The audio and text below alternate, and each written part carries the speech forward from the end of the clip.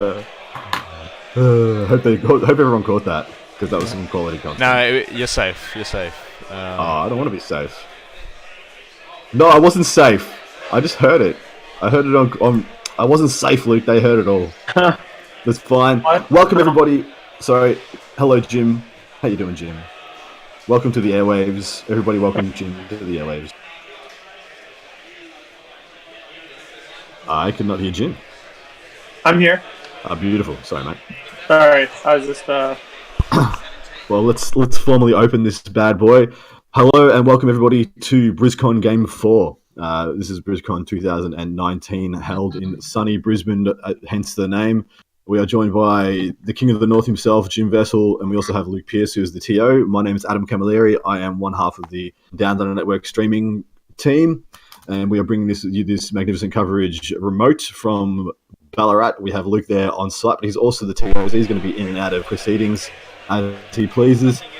Hopefully a limited amount of shit hits the fan, so he's able to get some good time on the mic with us. Because he's our man on the ground, we do rely on his feedback, his input quite a bit. For this game, we have Josh McMillan playing Orcs versus Jay, what's his surname? Jay Hensen playing, I guess Catachan primary, but he also has some AdMech and some Space Marines in there. We're just going to tread water for a little bit while we get a few people jumping in the chat. We need to get a sound check, make sure that we're coming through all right, but currently we have 0 viewers. Anybody who's only watching this on watch back later, this is the bit that gets cut from the stream. Like, we usually cut out this bit later. George is here. He says the sound is good. You're a good man, George. Putting in the quality hours with us. He's joined us for pretty much all day yesterday. How you doing, my man? All right. Oops. Luke. Yes. What mission is this? How many of these objectives are active for Eternal War? So only 1 and 2 for Eternal War. Yep. So this is the Drawhammer mission. It is. Mission 3: secure and control objectives 1 and 2 only, and kill points is just 1 VP per enemy unit killed. Plus 3 Maelstrom cards a turn. Yep. Oh, so pretty basic. Curious. All right. Yeah. When are Vigilist detachments selected as per rulebook, though? As per rulebook, it should be when you build your army. Yeah, so exactly. technically when you write your list. Yeah, exactly. Yeah. Yeah. So So it's completely out of our hands. Yeah. But anyway, good luck to him. It just shows that Mr. McMillan's playing hardball straight from the off. Yep, but the thing is, so he wanted to use the Emperor's Wrath artillery, which would just really, really punish the Orcs. So absolutely, it's pretty rough. I think have you gone through lists yet? Sorry. No, we're about to. We're just waiting for a few people to join in. We will kick those off though. We have Josh McMillan. He is playing Orcs, and he has a Evil Sons battalion to kick things off. He has a Weird Boy. He has Zarsnark the Ripper, who is the named Forge World Biker Boss. He has one unit of boys. These are that's all right. Yeah. So one is a 23-man, and another one is a 10-man. Then he has a unit of Gretchen. Then he has one unit of Mega Knobs. 1, 2, 3, 4, 5, 6 Mega Knobs. He has a Knob with a War Banner. Then he has a unit of 23 Storm Boys. Then he has a Bad Moons Battalion. This one has a Big Mech with a shock attack gun, a War Boss on Warbike, who has a Power Claw. He's probably going to be his Killer Claw carrier, essentially his Smash War Boss. And he has another unit of 23 boys. He has 2 more units of Gretchen. Then he has a unit of 7 looters, a unit of 13 looters. That's a total of 20 for those counting at home. Then he has a truck. Lastly, he has another battalion. This one is of a mixed clan. He has a big mech that is Blood Axes, which I'm assuming he's going to be carrying his Thinking Cap for his second Warlord trait. Then he has the Weird Boy, which is Bad Moons. And then he has 3 units of Gretchen. What do we think of that straight off the bat, guys? the looters, the number of models in the looters is weird because if you kill 3 with like a psychic power, then they can't move up. So that's right, man. It's like either take 10 or 15, but like taking 7 and 13, I feel like is like the worst, the worst of both worlds. I was about to say the same thing. If he plays against like one Void Bomber or a Dark Shroud, and just sorry, not Dark Shroud, a Dark Talon just flies over and bombs out 4 of those looters. Or even just like a Thousand Suns player casting 2 target smites. And yeah, exactly right. I suppose if that was the case, that's it. You can deploy them out of range. But yeah, like the bombs is the one I was thinking of. Like as soon as I read it, I was like, 13, that's no good. Yeah. Even like if the guard player had like a cohort of 3 wyverns, they could just shoot through the god shield and kill 4 of them. Yeah, for sure. I mean, just you definitely, if you get enough shots in there, you're gonna roll some ones. So it doesn't become invincible. Yeah. All right, we'll go over Jay. Also, too, if they lose a few to morale, and maybe they're not. I mean, I guess they'll be close to other stuff. So yeah, at that point, if they were going to take a morale test and you're over 10, you just have to pay the 2. There's no question, because you breaking heads, you automatically lose 1 and that stuff. Yeah, you can't. And are these guys top? Like, are these guys the top 2 right now, or is this? So there's 3 tables with undefeated players. Okay. This is the 3rd top table. So first top table has Lee Abbey playing Tau versus an Eldar Flyer army. Second top table we have Eric, the man, the myth, the legend, Lethreau playing Mono Grey Knights against Necrons. Somehow those 2 armies made it this far.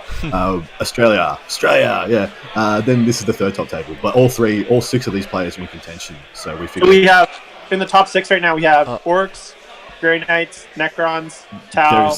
There is no doubling up in the top 6 right now. So, sorry, apologies. There are 8 undefeated players. Yep, there's 8. Yeah. No, there's not 8 undefeated. There's 4 undefeated right now. There's 8 undefeated, 4 undefeated matches. You're right. Yeah, you're right. 20s, or is that just people that haven't lost? Like, is it? So we're people who haven't lost. Yeah, so we're doing win-loss pairings and then 20-0 as the secondary. So it's win-loss plus how much you win by as your secondary score. Yeah. So it's not battle points like. No, it's not. It's not battle points. We wanted to avoid submarining, so we did win-loss as primary. So you get 2 round points for a win, 1 for a draw, 0 for a loss. And that's your primary. And then how much you win by, so the 20-0 system for your secondary, and that'll separate the individual winners or the undefeated at the end of the day. Because we could only fit in five games. We wanted to fit in 6, but whole high is just too much, you know. So there'll be 2 undefeated at the end of the tournament. Looks like. Unfortunately, yeah. Without a 6th round, there will be with 70 players. You know, I mean, now is there a chance? I think that's a little harder with ETC style because everyone can get the 20s. Whereas with ITC, it's a lot easier to get. You know, you can have multiple undefeated, and then they'll usually have different scores. It's very rare to have up to 5 games exact ITC scores. Whereas with ETC, you could have 2 5-0s out of 100 points, and you're like, okay, what do we do? Yeah. Well, so far no one's on a max. No one's on 60 out of 60 at the moment. The top guys are on a 59. So. See, these top 8 as well. They're all very, very good players. So I don't think in these games now, no one's going to be full maxing. I don't think. But yeah, I could can't be see wrong. Anybody 20. The only one I might be 20 is Eric versus the Necrons. They might 20 each other. Eric's just messaged me and said he's got a very open table, and the Cron list is actually not shit against him. Because he's got an open table. It's two Las Cannon Land Raiders versus I think 3 Doomsday Arcs. So Doomsday Arcs just pick up the Land Raiders. Those arcs are going to destroy the demolition.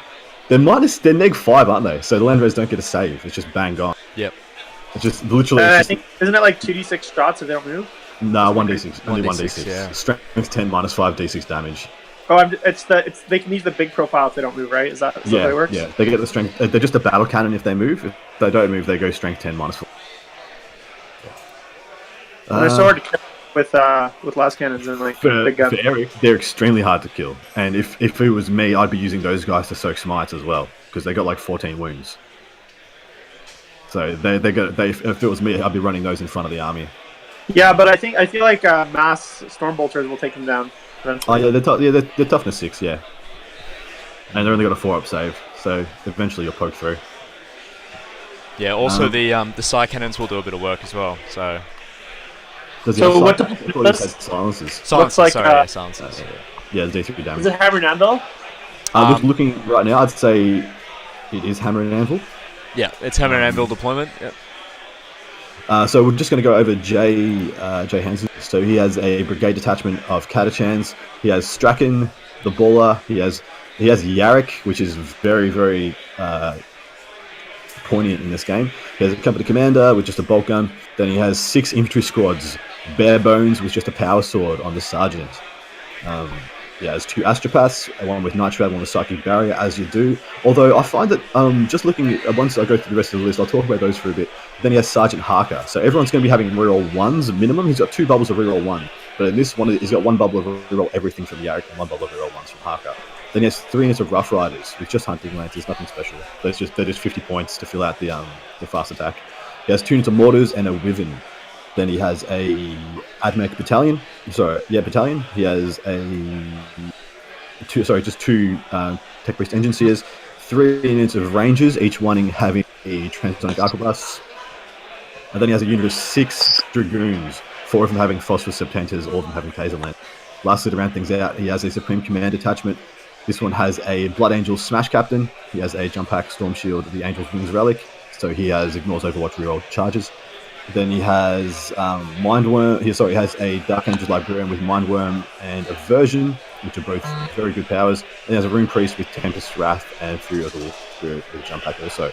So he has a mixed Space Marine detachment there. He has Blood Angels, a Dark Angel, and a Space Wolf in there. So what do you think of that one, straight off the bat? I think Yarrick could be a game changer. I don't think the Space Marine attachment is going to do a whole lot this game. Like the psychic powers are not that super effective against orcs. Well, it's the anti-Castellan little Supreme Command. Yeah, I just don't think. I think they're going to probably just run around and kind of be a non-factor. Yeah, we'll see. We'll see. But for me, this is shooting. It sounds like. Sorry. He doesn't have a ton of shooting for Guard Army. It sounds like. No, it doesn't. It looks like he wants to run up and punch him. But in my mind, I think a punch would be really helpful.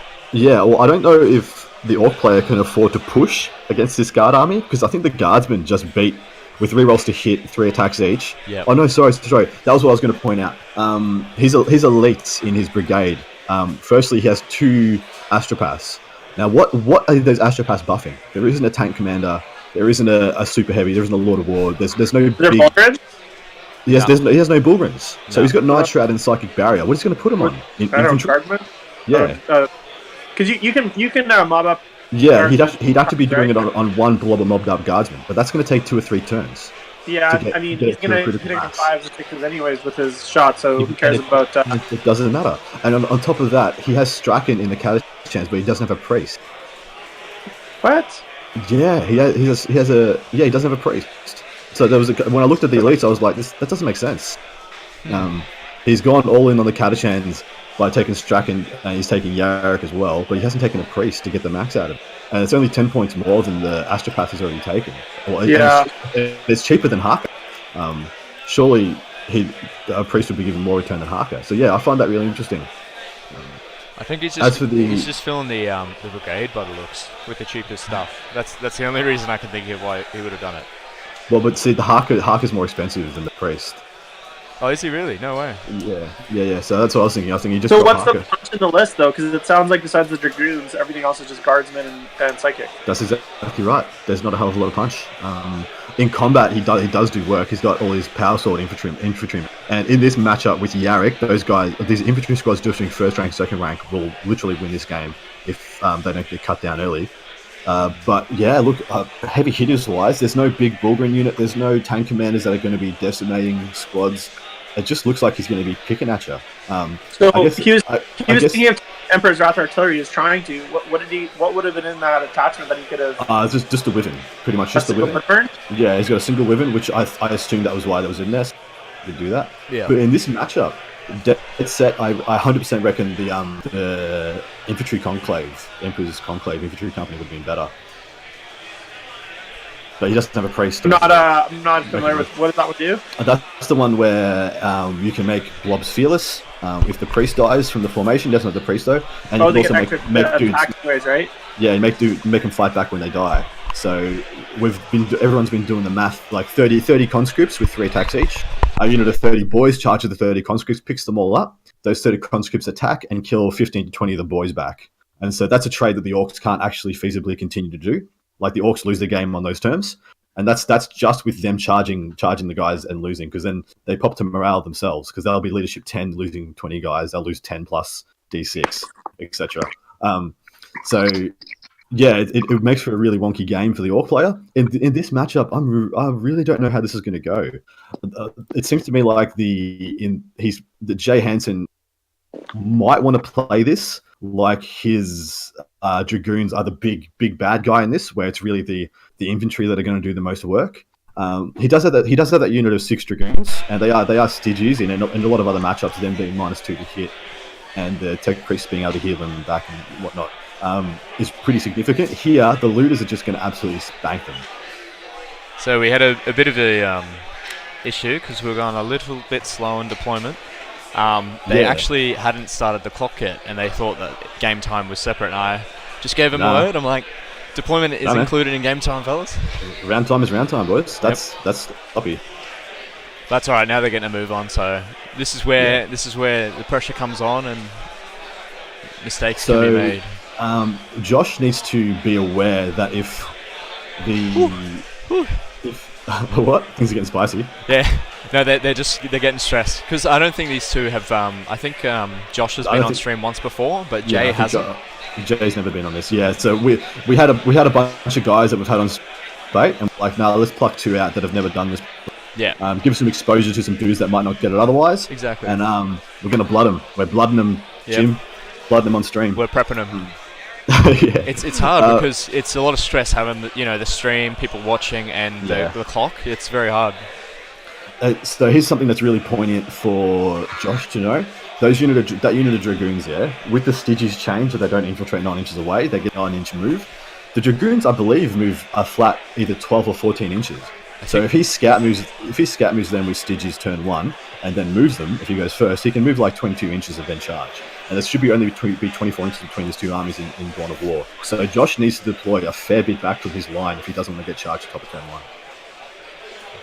Yeah, the thing is, though, they don't actually have that many attacks. I think they only have like 3 attacks each, maybe 4 on the charge. So I actually don't think. Yeah, keep going. I'm actually just going to I'm actually just going to pull them up because like freaking charging our boys maybe, but I don't think they clear it, and then those Dragoons get picked up, and then once those Dragoons are dead, like, what does he have left to really? Yeah, to really push and threaten. Tough, you know? Yeah, I agree, man. Which is why I'm thinking a lot of this game hinges on manages and uses those Dragoons.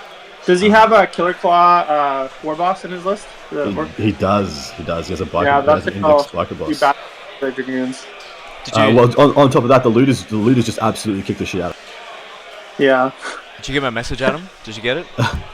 No, I'll look in a sec, man. I'm just looking up these. Oh, no, it was on stream. I wrote on stream. You what?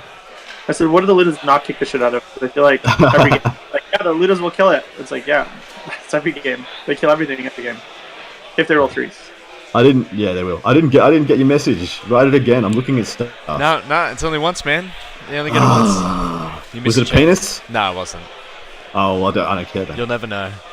You know what I've noticed on who was it, Jay Hansen's list? It's not a big deal, but I think he's got Relic of Fenris. But then he's given the captain the Angel's Wing, so it's technically the wrong stratagem, but we won't penalise him for that. Okay. Because that's No, the Rune Priest has Tempest Wrath and Fury of the Wolf Spirits, so there's his 2 spells, and then there's Jump Pack, Runic Axe. He's got in his Supreme Command the Trophies of Fenris to get the 1 extra. Yeah. No, he's not allowed to do that. Yeah. Yeah, but they can buy relics at the start of the game. They don't have to list them in their list. But he doesn't get the stratagem because he's not a Space Force attachment. Yeah, exactly. All right, living and learning, guys. So the Dragoons, so let's have a look at them on page. They are movement 10, so they're less than I thought. Sorry, guys. Weapon skill, bless skill 3, strength 5, toughness 6, wound 6, 3 attacks each, 4+ save. They have a 6+ invulnerable save. They are -1 to hit, and they're Stygies, so they're getting -2, which doesn't mean a fucking thing against Orcs. Yeah, sorry. So if that's a mixed Space Marine detachment, and he doesn't have any other Space Marine detachment, like if that's Blood Angel, Space Wolves, and whatever else, then that doesn't actually open up any stratagems because you have to have a Battleforge Space Marine attachment. Yep. So how is he able to use a relic to? Is one of those his Warlord? Because otherwise he won't use any of the stratagems to get an extra relic. Relic. It's so we have Blood Angel's captain is his Warlord. Yeah, that's how he's got a relic. But he's just put in, I think, to gain access to it, he's just put in Battle Scribe trophies of Fenris, just to state that he's paying for a relic. But I don't actually think it's from that detachment. I'll be checking, but he can't, that's what I'm saying though. He can't even pay for a relic. No, the relic is if it's the Warlord and it's a free relic. Yeah, that's what I'm saying. I don't think he is actually buying it. I think he's just done it in Battle Scribe for the purposes of adding a relic in, a second relic. Okay. Yeah. But it's his free relic, if that makes sense. But I'll be making sure.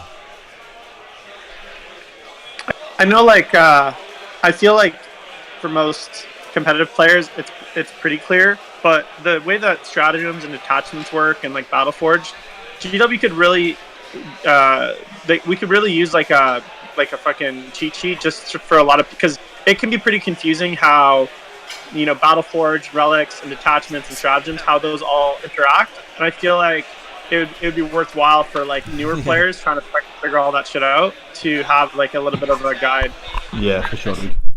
Back to the Dragoons for a sec. So they've got 3 attacks each. Their Taser Lance is +3 strength, -1, 2 damage. And each they got Tesla. Each roll of a 6 causes 3 hits. That unit has 18 attacks, hitting on 3s, wounding on 2s against anything in the Orc army with the exception of the Biker Boss. And every 6. So he should be getting like 3 6s there. So that should equate to about 24 hits. And that are wounding on 2s. Oh, sorry. No, sorry. It'll equate to 18. So if 18 hits, he'll probably get 18 hits. Does Yard get any rerolls to non-Astrum of the Tarm? Or just no, he doesn't. It's just guard. But I believe there's like rerolls of like 1s to other Imperium against Orcs or anything. No, that'd be crazy. But there is a stratagem for the Dragoons. I'm just going to pull it up because I believe it makes them their attacks explode on a 4+. Really? Yeah. In which case they'll they get +2 to hit. Yeah, you're right. There's a stratagem that gives them +2 to hit. In which case they'll blend through any squad in the Orc army in one turn. No issues, no problem. Now is it unmodified though, the 6s, or is it? We're about to find out.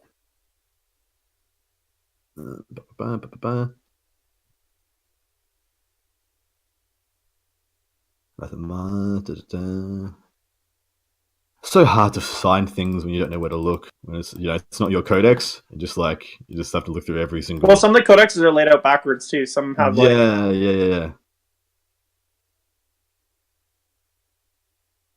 Actually, I'm not a huge fan.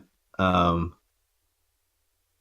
not a huge fan of the way the codexes are laid out. They're terrible. Like the fact that points are in the back, it's like, why?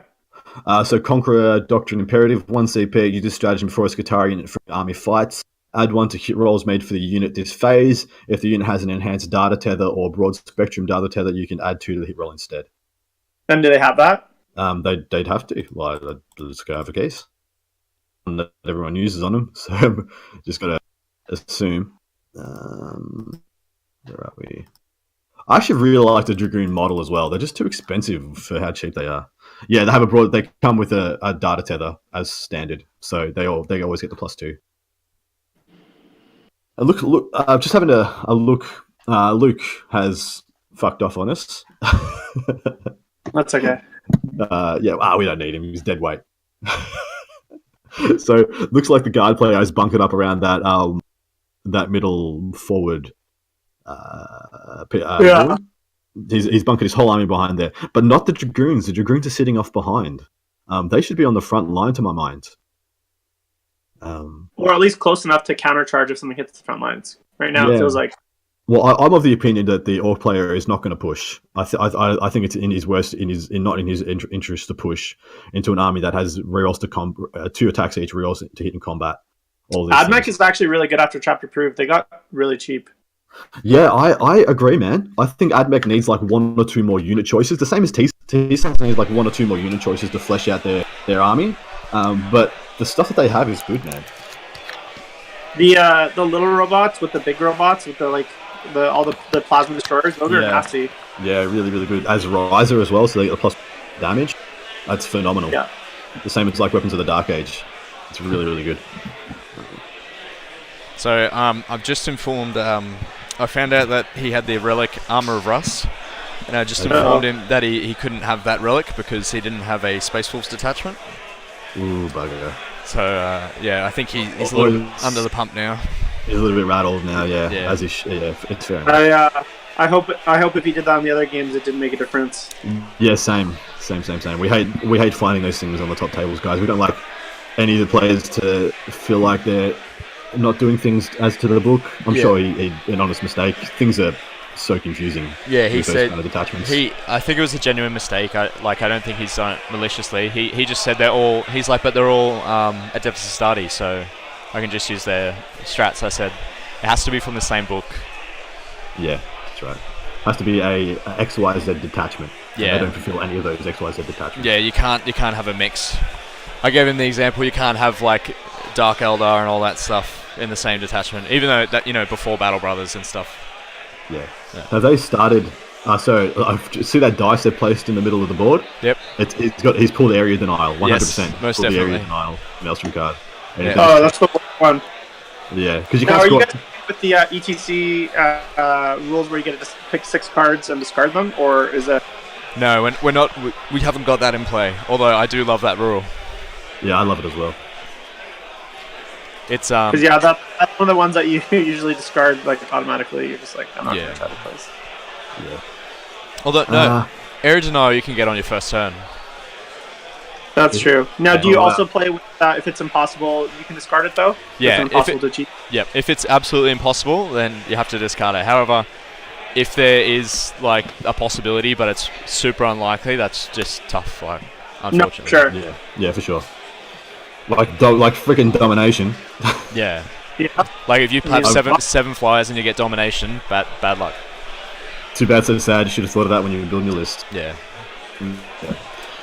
So who's gone first in this? I assume Mr. McMillan's gone first. He's drawn cards. Yep. As for time, when did the round actually start? 42 minutes ago now. And these guys have just finished deployment. Yep. Okay. So they're very behind, is what you're saying. Yep. Yeah, ridiculously behind. Yep. 2 horde armies as well. Yep, I have. Exactly. I'll be on the tails. Yeah, lighting the fires under their asses, man. Mm-hmm. They thought 2 hours and 45 minutes was not enough time. So they've literally busted the 45 minutes. They've got 2 hours left, and they started. This is the top of turn 1. Why did they start so late? Because they just were slower. Yeah, they just deployment took too long. Yeah, they were really slow. Well, I was watching it. We were talking shit for like the last. How long have we been streaming? How long's the stream been going so far, Luke? 30 minutes. We've been on 30 minutes, and yeah, they haven't moved the model yet. We've just finished deployment. He just drew his cards. All right, 2 turns. Let's go. Please get more than 2 turns, boys. Where's Pete? Pete will be like, get him off. Get a different table on. Get him out of here. Off midstream. Yeah. Cut the cord, Luke. Pull it out. No, this is fine. I do like how the old player is deployed really defensively. He's just bunkered up right in that top left-hand corner. He doesn't give a shit. This is Drawhammer, so only objective 1 and objective 2 count for Eternal War at the end of the game. So objective 1 is under the entire Orc army. Objective 2 is under the Dragoons in the bottom right. Yeah, so no one's going to be getting those. Well, they're each going to get their own, but no one's going to manage there. Especially if this game doesn't make it past turn 3, the likelihood of even contesting your opponent at any point in the game when you don't make it to turn 4 or turn 5 is almost non-existent. Yeah. That's a shame. Yeah, it's a shame. Look, like realistically, we could see absolutely nothing happen in the game, and it's just the looters don't have a target turn 1, most likely. They're 48-inch range, yeah. How tall is that big white hill in the middle? Like, is that a few inches tall, or is it a bunch of craters. Flat? That crater, sorry. Yeah, that's not very tall. Okay. But I'm just trying to think. Do you think those dragoons are out of range of the looters for 48 inches? I can't see the Ludas. I'd have to assume the Ludas are right in the back corner.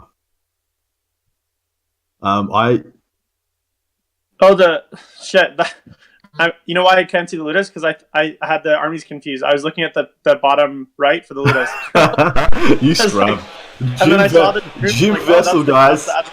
Jim Vessel, 5-time tournament winner. He's having like the best year anyone's had since Matt Root's fucking rampage. In my defense, it's a little blurry. Can't tell the difference between a guard army and an orc army. Just put it on paper, put it on record.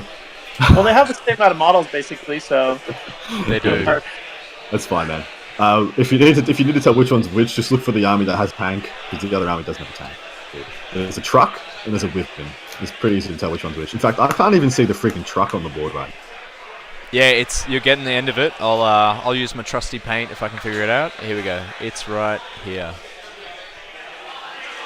Oh no, it's not working. There we go. It's right just behind that red line. Okay, no worries. Where are the looters for us, Luke? Are they in the top left-hand corner, like I'm assuming? He's got some in the truck. That could be what he does. That's why he's got a squad of less than 10. But, I mean, you take 10 and 15, throw 10 in the truck. The other looters are there, and that's just in front of the truck. So he's got turn 1. I think he's jumped them out. Yep. They're not going to be able to see the Dragoons. No. There's no way through that ruin and through that other ruin they see the Dragoons. So that's good. They're going to have a turn, but they're only going to move 10 inches. At best, they're moving 16 inches. That doesn't even get them to the halfway point of the board. No. To my mind, there's no way those Dragoons make combat. No, not this turn at least. What is he de-jumping? He's just used the jump on something, and there's a unit now in the top right-hand corner. Is that just boys? It's just boys. Yeah. Is that a unit of 10, or is that a unit of 22, 23? It looks like it's a unit of... It looks like a small unit. Yeah, he's got a couple units of 10. He's got 2 units of 23, 24. I think he's just throwing over shooter boys, probably, if he's got them. He's probably just got a card to have something in your opponent's deployment zone or something. Yeah, he's lining up shots at 18, so it looks like shooter boys. Yep. I think he's just trying to hit some guardsmen or something right now. Try and get a first blood. Yeah. Makes sense. Because he knows between the Whitman and the mortars, his opponent's going to get a first blood if he doesn't, so he has to get that point. Yep. The other thing I wanted to note, had a few TO questions. I had whether or not Eldrag could cast Smite to gain the +1. With nothing to cast, and you were just like, yes, he can. Yeah, I've actually had it every game so far for the same person. It's because every Eldar player, everyone who plays Eldar is like, Eldar's too stupid already. Surely they can't be that stupid. Maybe just put it in writing for him, so he can just flash it and sign it. And sign it. It's like, I got this certificate here that says I can do this. Just get a sign that says yes, like a big paddle, and just pull it up and just put it back under the table again. I'll get a text and just hold up the sign. Yeah. But as for other top tables, I think I'll give you a brief. Have you talked through the other matchups for the top tables? No, let's have a gaze. So, all right, on the top table, we have. Let me just refresh this. In my Down Under Pairings, goodness, round 4. Let's have a gaze. We have Lee Abbey playing Tau versus Steve Wade. Let's have a quick gaze at those lists. So Lee Abbey's playing Tau. He has Shadow Sun, Darkstrider, some breaches, 3 units of breaches instead of use of Fire Warriors. I think that's just the absolute budget option he's taking. Then he has Arn Va, this special character. So he's got 3 special characters already, and then he has 3 units of 12 shield drones. Lastly, he has a Vanguard attachment with a Fireblade, the special character Kroot Shaper, Dyke Grek, whatever. 2 Riptides, a unit of 3 Hazard Suits, and a unit of broadsides. So his Riptides have SMS, Heavy Burst, ATS, and Velocity Trackers, and of course the broadsides have ATS. I think my favorite part of 40k is that there's no shame in taking special characters. Coming from fantasy, where it was like a big deal if you took one. Yeah, I remember. Yeah, it was. I used to say the only special character I used to take was Scrag the Slaughterer, and everyone used to until my Gorges showed up. And then everyone used to laugh even harder because Gorges was shit. Good old days. He's versing Stephen Wade, who has an Airwing detachment of Alatok. He has a Crimson Hunter and 2 Hemlocks. Then he has an Ulthway, what is that, battalion. He has an Autark, he has Eldrad, 3 into Rangers, a unit of Wind Riders. And then lastly, he has a Cabal of the Blackheart battalion with 2 Archons, 3 into Cabalites, 2 Razorwing Jet Fighters, and 4 Venoms. So he's got 4 Venoms. 5 flyers? 5 flyers, 4 Venoms, and some Wind Riders. It's not a bad list. I'm not sure it's got the critical mass of flyers to win that matchup. I think that the -2 to hit is going to give Lee some issues because his tower is going to hit on 6s. He's going to be having to rely on Kauyon and the velocity trackers on the Riptides, but Tau is so powerful. He could just go first and kill like 3 flyers. You never know with Tau. Or either that or he just rolls no 6s and his army does nothing. So I think that's a pretty interesting game. Unfortunately for him, the Venoms are not going to do anything, but possibly just pick up some shield drones. They don't really have a function against that army. Because everything's got a 2-up armor. They're just all going to bounce. I think in a shootout, the Tau has the advantage there because they're both shooting armies. Mm-hmm. So I think if you play the shooting game there, the Tau are going to win. Yeah. But Lee's he's a good enough player that I recognize his name from every time I've watched Australian tournaments. He's always up there, man. So based on that, I'm going to give the edge to Lee because Shadow Sun just makes that matchup wonky with the 2 turns of rerolling to hit. But apart from that, I think it could go either way depending on the table. Yep. They've got a pretty dense table, which is good, but the only thing is, it depends on Lee. I don't think he'll make a mistake, but Steve's got 30 ranges, so he could snuff out some stuff. He could, but tough. So next, the second table, we have Eric Lathouris versus Brian Lakeland. Eric, we've been over his list before, but let's go over it again. He has a brother, Halberd and Stormbolt. He has Keldor Drago. He has a Grandmaster in Nemesis Dreadnought armor. He has an Apothecary. He has a unit of 10 Paladins with 4 Silencers, 2 Warding Stays, and in 8 Halberds. Then he has a unit of 10 Purifiers, a unit of 5 Purgation Squad. What do you call them? Purgators? Purges? Whatever. And then he has 2 Godhammer Pattern Land Raiders. Yes, he is a wonky man. Then you have Brian Lakeland, who has a battalion detachment of Novok Dynasty, which I believe is the rerolls to hit in combat. Am I not crazy? Someone tell me what Novok does. What do they do? I've got their book somewhere. He has a Cryptek with a cloak that makes him move fast. He has an Overlord with the Orb of Eternity. Then he has a unit of 6 Immortals, unit of 5 Immortals, unit of 5 Immortals, all with Tesla. He then has a Spearhead detachment. This one is Neelak. This is the guys that get to reroll 1s if they stand still and don't move. He has Anarchy of the Traveller as the HQ, which is a really good choice, and I'll show you why in a minute. He has 2 Doomsday Arcs and a Transcendent Catan. I love me a Catan. Then he has a Vanguard detachment, and this one is Novok again.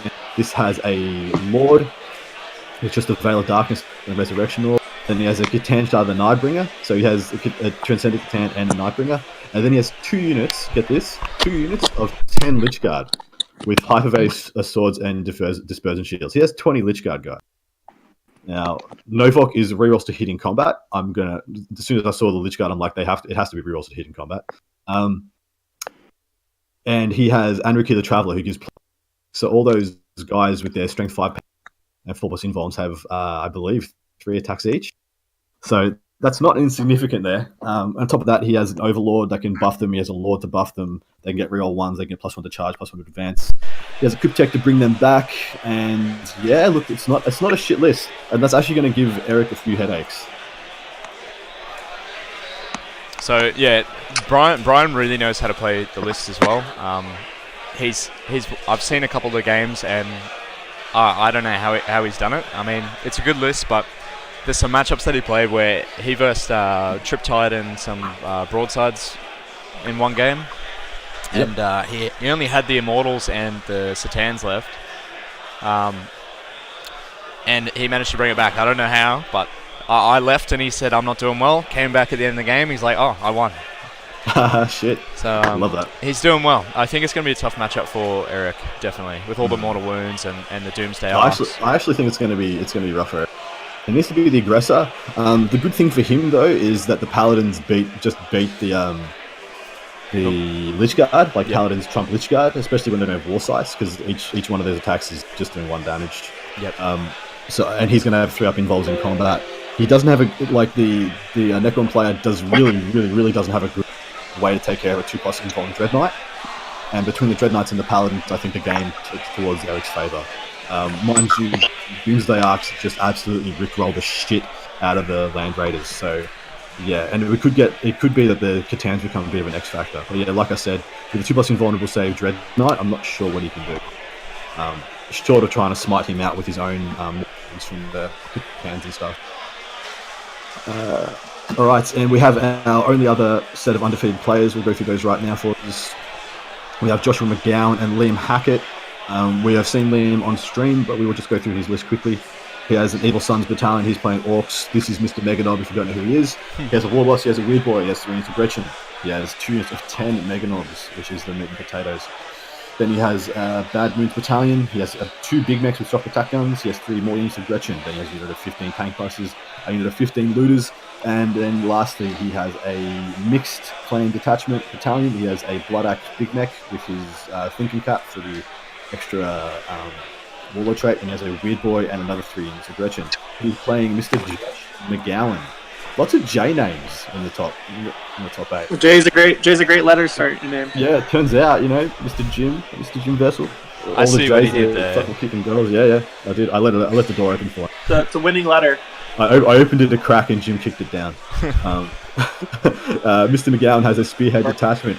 Get this, Jim. Hold. Just I hope you're sitting down for this. I'm sitting down. We have a mono Grey Knights army undefeated.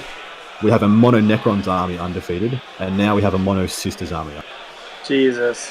What is Australia? It's upside down in Australia. What is Australia? All right. So we have a spearhead detachment. He has Celestine. He has a Dialogus. You can't sell that. You can't say that word. He has an Exorcist. He has a unit of 3 Penitent engines, all with heavy flamers, and then he has a unit of 2 Penitent engines with flamers. Then he has a battalion detachment with a unit of Arco-Flagellants, a Canoness, a Missionary, 3 units of Sisters with the regular complement of 3 Stormbolters per squad, 2 more Exorcists. That's 3 Exorcists there, guys. And then there's 1, 2, 3, 4, 5, 6 Immolators. So 6 Immolators? 6 Immolators. 1, 2, 3, 4 of them with the flamers, 2 with the heavy bolt. So he has horde clearing for days, for literal days. All those heavy flamers off the Penitent engines, all the storm bolters off the Sisters, all the flamers and bolters and storm bolters off the immolators. And then he has, to back that up, he has a counterpunch with in combat with the Arco-Flagellants, the Canoness, and the Penitent engines and Celestine. And then lastly, he has the 3 Exorcists for anti-tank. It's actually a pretty well-rounded list, isn't it? It's mech'd up to the tits, though. It's crazy how much stuff you can get with Sisters because they're so cheap. Like so much power armor and toys. I feel like you can get a lot of Sisters for 2,000 points. Yeah, I agree, man. It's well fleshed out. Like it feels like a well fleshed out arm. Whereas when you're playing with Necrons, you always feel like you're 1 or 2 units. You're like, this just is enough stuff for 2,000 points. Reading this, like he has a shitload of he has a shitload of armor, man. Like a shitload. Like heaps. So he's got 6 Immolators, 3 Exorcists. There's already 9 tanks there. Then he has 5 Penitent engines. Yeah. So there's nothing under toughness 6 that you should be able to shoot turn 1. Penitent engines are toughness 6 with 5 wounds. It's either that then you got toughness 7 Immolators or toughness 8 Exorcists. I like it. I like the list a lot. Yeah, I mean, I'm really interested to see what they do with them in the new book. I think I feel like they're going to be awesome. Okay, just an update on the stream game. Looks like these gentlemen are updating the fucking scores as they go. Praise be to the Lord. These two are already my favorite so far.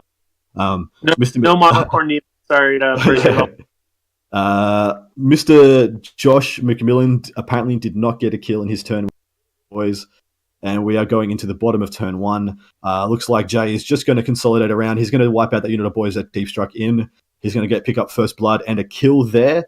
As for Eternal War, did he get a unit of boys charged in? No, it looks like they didn't. Looks like they didn't make the charge, mate. They're still there, right next to that statue. That's right. Luke can't hear us. So between the dragoons and all those guardsmen, they'll pick up those. He might be with stuff he's moving over there. Past that, between the mortars and the wyvern, he should easily be able to pick up a unit. If not, just start adding some pressure on the looters, which is probably what I would do. Because you're going to kill the grots anyway on a 2+2 grot shield, you're almost getting just as much value out of shooting the looters, making them spend the CP, and you'll still kill the grots anyway. Okay. Yeah, I mean, if you kill the grots, you might as well shoot the looters, because either way, he's going to lose grots. Exactly right. And if you kill a looter or two, that's probably going to pay out later.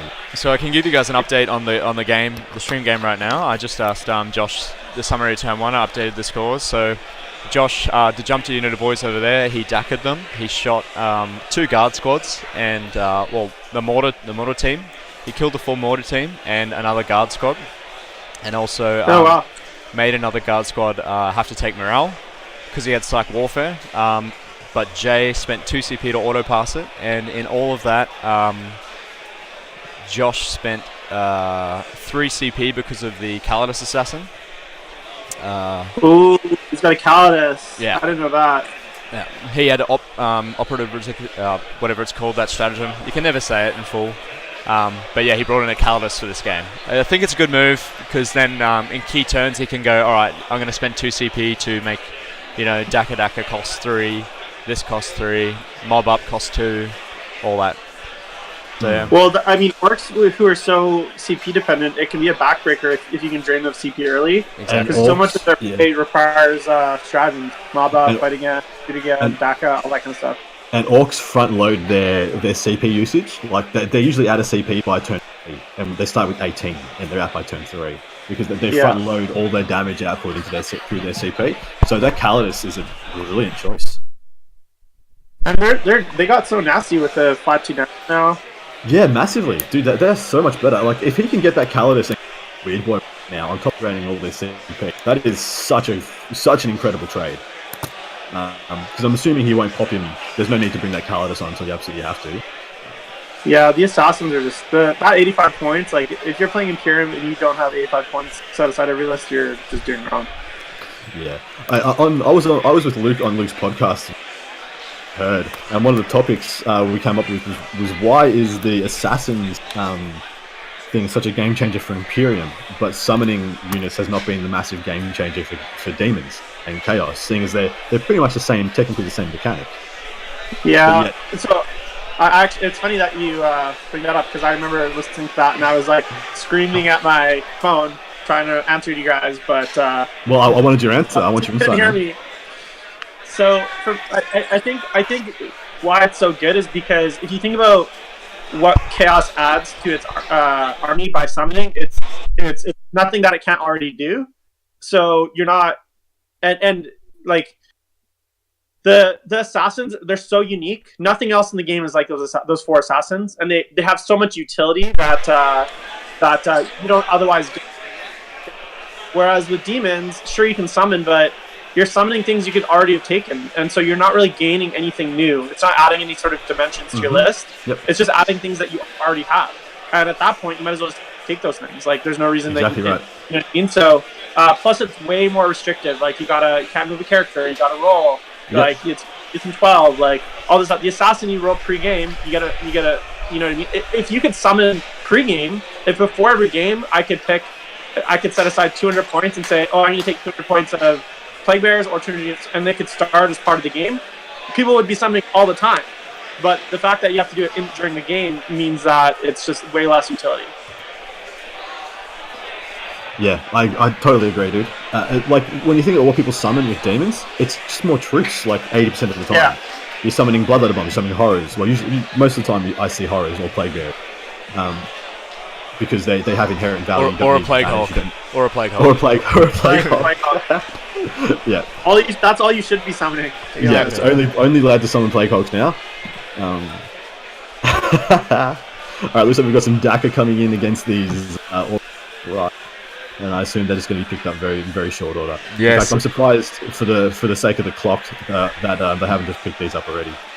McMillan should just walk up and say, how many of these units are you going to put into them to kill them? Okay, they've all shot. Pick up the boys. Yeah.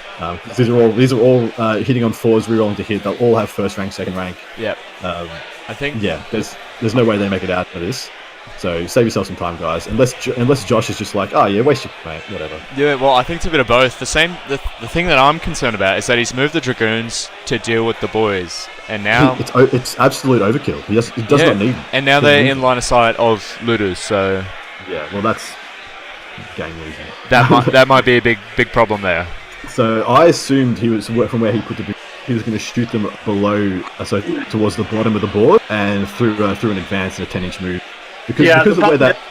If for any reason there's one boy left and the Dragoons are not there and he can't finish them, then they green tide and that's not good either. It's a unit of 10 boys. Yeah, and if that costs him 4 CP to bring back that unit of 10 boys, as the guard player, I'm like, absolutely freaking take it. My Callus is another 4 CP from. Or 6 CP with the Calidus, so exactly right. I'd almost leave one there and just say, hey, you're going to do it? You're going to do it? It's only 10 boys. Who gives a fuck? So, yeah, with those Dragoons, I assumed he was going to scoot them along the bottom of the table and try and get them to that bottom middle terrain piece in the turn 1, because that still offers them a very good line of sight blocking from where the looters are right now. He'd almost have to jump the looters to get them into line of sight of them, which leaves them exposed to a fun bucket of things, and probably not in Grot Shield territory either. So I would have definitely shot them across the bottom of the board and just left them there as a threat to the mid board. It's unlimited, George, but you can't do it to units that are mobbed up. Yeah, as soon as you mob up a unit, you can't do it. And they have to be below half strength, so you can't just green tide like full units. Yeah, you can't just teleport. So don't kill 16 out of 30 boys and stop. Kill 14 and then kill the other 16 the next turn. Isn't it funny how inconsistent GW has been with that rule? The re-racking, respawning stuff. Like Tyranids with Hydra, they have to pay command points to do the same thing that literally Tidal Traders and Green Tiders. See, their one is a unit that's fully destroyed comes back, but it's only for troops choice. So yeah, it's not like you're respawning Hive Guard or anything. Red Corsairs get one now for space. Yeah, exactly right. Freaking Dark Eldar have one for the rocks. That's unlimited, which is really good. Yeah. Cornucopia. Yeah, that's so freaking good. I was actually speaking of inconsistent. Did you notice that with a lot of the new Chaos stuff and Vigilus stuff? A lot of the reroll auras are going to reroll hits versus reroll failed hits. Do you think that's a direct? Yeah. Do you think that's a direct response to all the negative modifiers? I think it must. I honestly think it must be. They've looked at the negative modifier and think, wow, this has gone to an extreme we did not believe it would go to. So we need to actually. It's like a patch fix to it, because it honestly is like the minuses to hit stacking is so erroneous and obnoxious. It's really frustrating. Right, and if you just reroll failed misses, then it's. You're sussing it out. Or they're considerably weaker. Yeah, well, you're doubling or tripling your chances of. Whereas before, like I'm a Space Marine with rerolls to hit against -2. I'm hitting on 5s, rerolling 1s and 2s.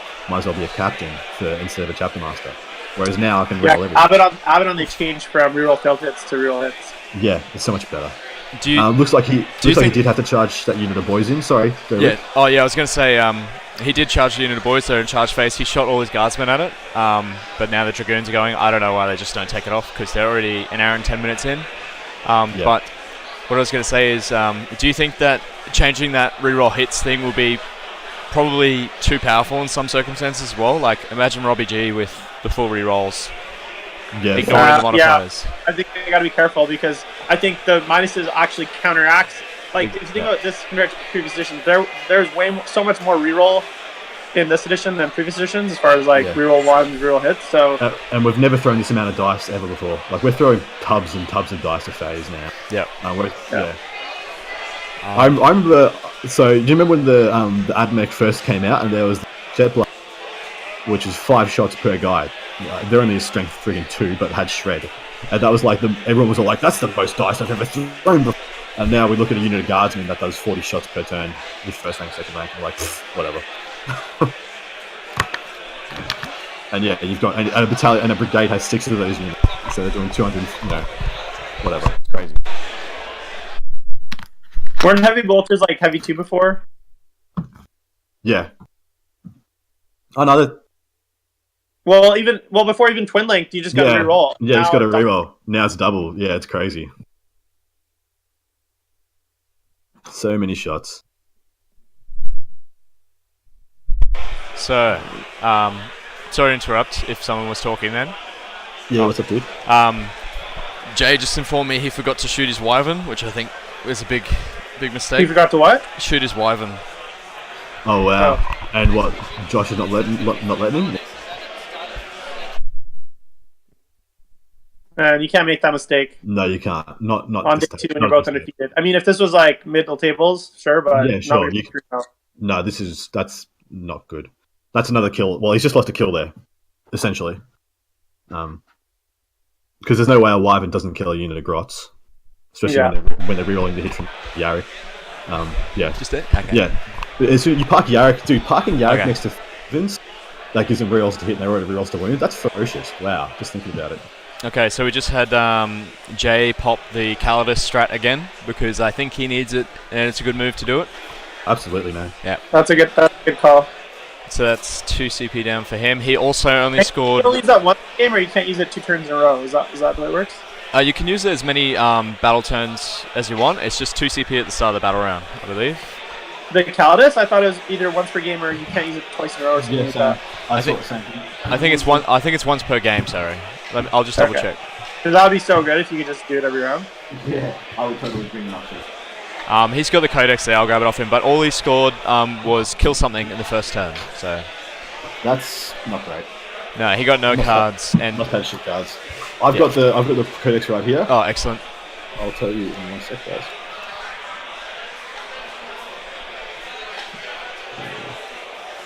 Just for those who don't know, ha! Yunari.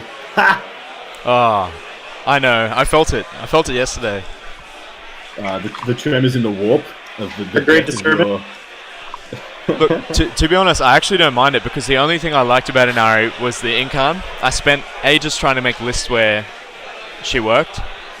And I've seen Sean Naden run it and he just runs it flawlessly, but look, I'm just not as good as him, and it's a bit harder for us normal folk. So, yeah, it was like the death of Alderaan in Star Wars. Yeah, it was like a thousand voices cried out in terror and then silence. Beautiful. But I think instead of followed by silence, it was followed by the laughter of everyone else. Everyone else giggling, and they just whinges. I feel like the ratio of internet comments was 80% happiness and celebration. Percent saltiness from the United players. I'm so good. They've had freaking free reign on the goddamn meta for what, the last almost 3 years since Yunari dropped in 7th edition. So calm down. Bye. Do you remember them at the end of 7th? Whoa. I remember getting out Wraithguard from Wave Serpents and just soul bursting over and over. Yeah, it's retarded. Alright, I have this stratagem for us on the card. 2 CP, Supreme Deception. Use this stratagem at the start of any battle round. After the first, choose 1 Calidus Assassin from your army. That model's Rain and Confusion ability is considered to be in effect until the end of that battle round. You can only use this effect once per battle. Once per battle round, there you go. Good to know. And of course you do it this turn. The first 2 turns against orcs, those are the clutch turns where they that's the turn where they need to do all the damage. Yeah, and he's already burnt him down quite a bit already. Do we know if are these command point counts accurate? Are these only at 9? Yeah, so really? Jay has 12 left, I believe, and just double checking. He still has 9. Josh still has 9. I'm just getting a strip show. That's. Is it a good strip show or is it a bad strip show? It's better than mine, but lucky you didn't see it on stream though. That's fine. I'm just seeing if Peter the Falcon, who's joined chat, would like to join us on commentary. We'll just join in, get him off, pull him off, Luke, and then he'll pike out. You're welcome, players. Thanks, Jim. Not saying, but saying.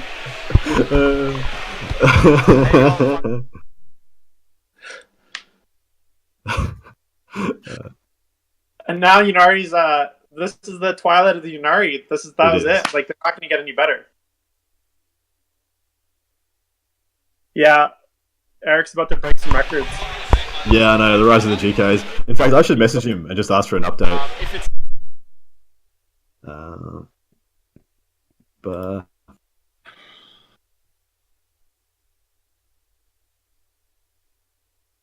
update. See if we can distract him enough.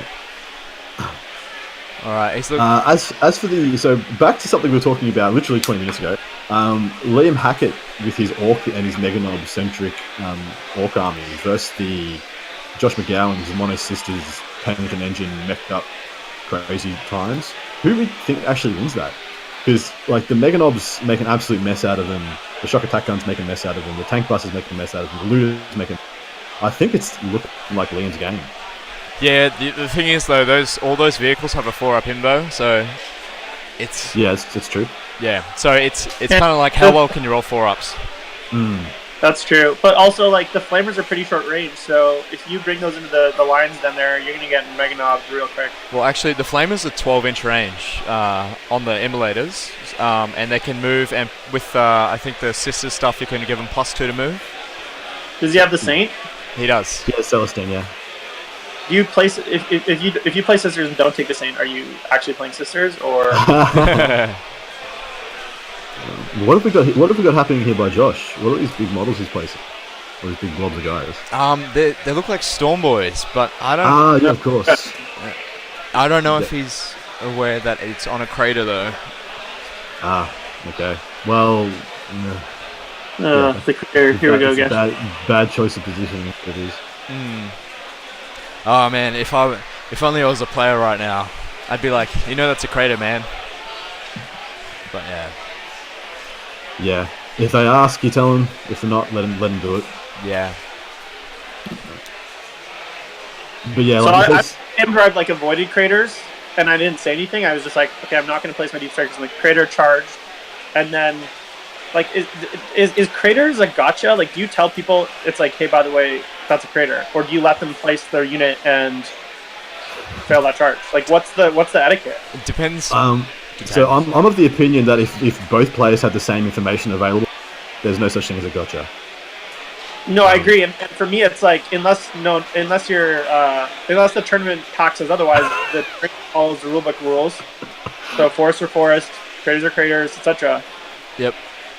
No, I agree, but at the start of the game, I say to my opponent straight away at the start of every one of my games, how are we going to play all the terrain? And I don't really care what they say, to be honest, so long as I know what they intend to play, and then I'll play to that. Yep. I think that's always a good way to go. Yeah. But for my mind, like there are so few actual terrain rules in the game that not knowing the craters and forests are -2, I don't know if there's much of an excuse. It's probably the worst part of the 40k right now. Well, it is. There's like 4 terrain rules. There's craters, there's forests, there's They ruins. did get a little bit of a tweak in chapter approved, but wasn't very. They need to totally revamp them. The cover mechanics and the terrain rules, they just need to totally redo. Yeah, I liked the last edition. I mean, they had more cover rules, but I think we need something like that here. I don't know if I liked the cover save from before, where it was basically like an invuln save, but I definitely like the more advanced terrain rules. I think I agree with you there, Jim, that we should have more. Well, I know with what was it like City Fight or something like that? They had the hard cover and soft cover. I don't know if whenever looked at those rules, but maybe that's a start. I know we don't really use that for.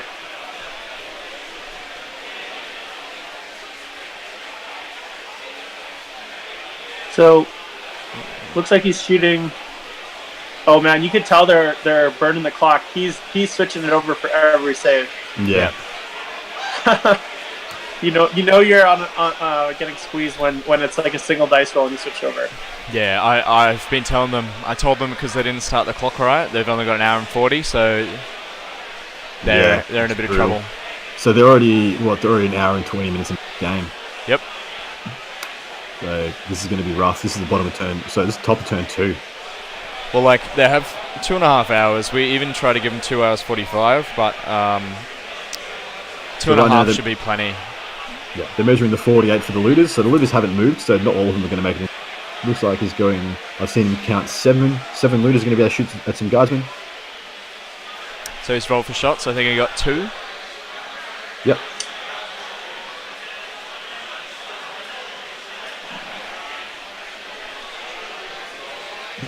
Fucking Pete in the chat. I want that to become his persona. Pete, that's now your online persona when you're in streaming. You're the belligerent coach, like, of the children's football team. He's like, when the shit fat kid falls over, he's like, pull him off! Get him off! I don't care if his dad's the mayor, pull him off! He's cut. Bench him all! That needs to be your new online alter ego, please. It'd be so fucking good. Looters killing guardsmen. Seems like a wave. Mind you, looters are only -1. So, like, technically, if he was in cover and went to ground, like, the looters would just bounce, wouldn't they?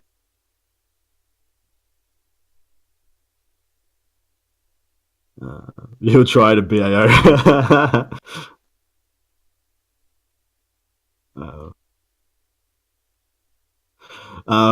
Me and Pete have been talking. There's a slight chance I might be involved in the BAO stream. Where there's still very much preliminaries on that, though.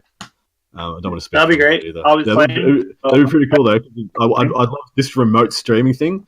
I think opens up just so many possibilities for people to connect internationally. Yeah. Yeah, I think the problem is Frontline streaming there. Yes, but they don't have. Apparently, they don't have Jeff or. No, I know, but because they're not allowed to do like pure Frontline streams. Like they're only allowed to do the GW stuff now, right? Yeah. They're contracted to GW, so they can only do. Apparently, they can only do the big 3 or big 4 if they count the London GT and shit. We need to get a big 5. We need CanCon to be like the 5th. I'd happily sit out the CanCon where you get Frankie and Jeff over. That would be the sweetness. In fact, let me just be like the second. I'll contract me to GW. I'll be like the GW Patsy team.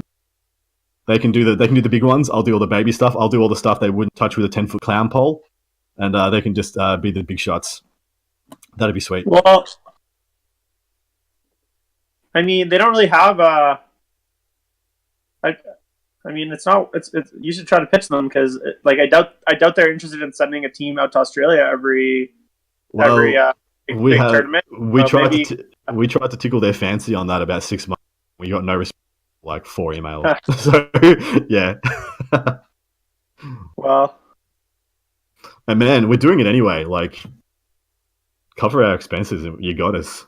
You know what the thing is though, and like, I'm super stoked that GW is more involved in the match play stuff, but at the same time, like LVO is a great example. Like they did a lot of streaming, but like you couldn't have non-GW models on the stream.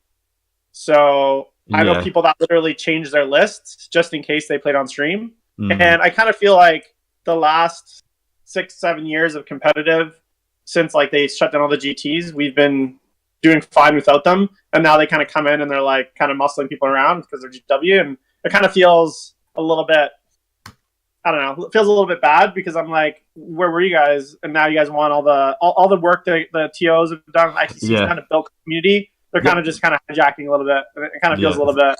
Exactly right, man.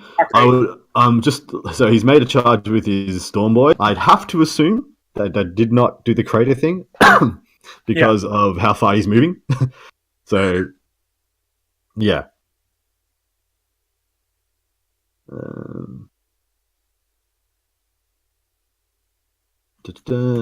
Shannon Griffin. I am playing for Team Vic, the greatest team. The bestest team there ever was, but Diff will be commentating.